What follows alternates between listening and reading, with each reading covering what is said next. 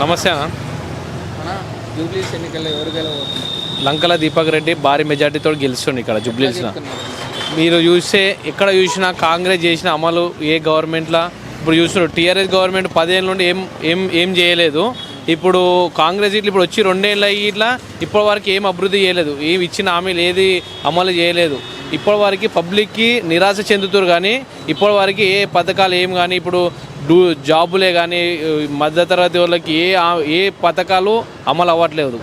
అందుకని ఖచ్చితంగా భారీ మెజార్టీతో లంకల దీపక్ రెడ్డి గెలుస్తుంది. ప్రభుత్వంలో ఉంది, మాదే గెలుస్తాం, మేమే విన్నాని చెప్పేసి నవీన్ యాదవ్ చెప్పడం వాళ్ళది భ్రమమాటికి అది. కానీ గెలిచేది అయితే పబ్లిక్లో అయితే లేనే లేదు. అది ఏదో పేరుకి ఇంత జనాభా వేసుకొని వచ్చి ప్రచారం చేసేట్లనే ముందున్నారు కానీ కనబడుతున్నారు. కానీ ఓటర్లలో వేసే దాంట్లోనైతే లేనే లేరు పబ్లిక్లో. బీజేపీ మీరు చూస్తున్నారు, దేశం మొత్తం ఎక్కడ చూసినా రోజు ఓట్ బ్యాంకింగ్ బీజేపీ పెరుగుతుంది. కానీ తగ్గిన దాఖలాలు ఇప్పటి వరకు ఏ రాష్ట్రంలో కానీ ఏ స్టేట్లో కానీ ఇప్పటి వరకు ఎక్కడ లేనే లేదు. ఇప్పుడు మొన్న కిషన్ రెడ్డికి ఎంపీ ఎలక్షన్ టైంలో ఎన్ని ఓట్లు పడ్డాయో దానికి భిన్నంగా ఇంకా 30,000 ఓట్లు ఎక్కువ మెజార్టీ గెలిపించి ఇప్పుడు లంకల దీపక్ రెడ్డి మెజార్టీతో గెలవబోతున్నాడు.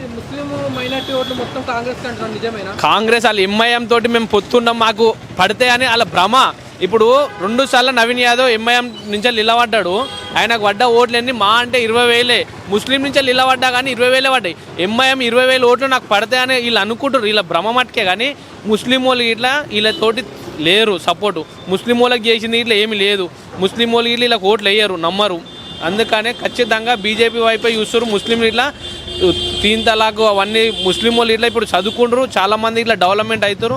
వాళ్ళు ఇట్లా ఖచ్చితంగా మోడీ వైపే ఉన్నారని ఖచ్చితంగా వాళ్ళు ఇట్లా ఇంటింటికి పోతే వాళ్ళు మేమే ఉన్న మోడీకి వేస్తామని చెప్పి మహిళలు ఇట్లా చెప్పడం జరుగుతుంది. ఇక్కడ లంకల దీపక్ రెడ్డి భారీ మెజార్టీతో గెలుస్తున్నాడు.